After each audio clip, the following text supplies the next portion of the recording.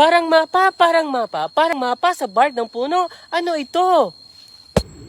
Ito ay crustose lichen. Ano ang crustose?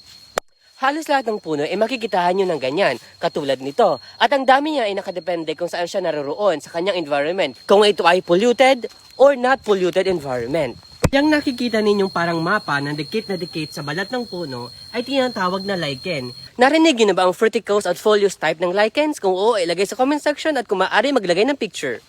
At kung anong species ng lichen na makikita ninyo sa isang lugar ay nakadepende rin sa dami ng kemikal at anong uri ng kemikal na makikita nyo sa lugar na iyon. Nakadepende rin ito sa type ng bark, climate, air quality at marami pang iba. Ang mga sinasabi ko ay mga air pollutants katulad ng mga sulfur dioxide, nitrogen oxides at marami pang affecting presence or absence of lichens. Isang puno lang na ito ay may posibleng 4 na species ng lichens ang pwede nating makita. Ano nga ba ang lichens? Ano ang tulong nito sa atin?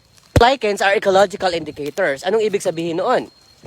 Halimbawa, kapag maraming crustose sa isang lugar, anong ibig sabihin?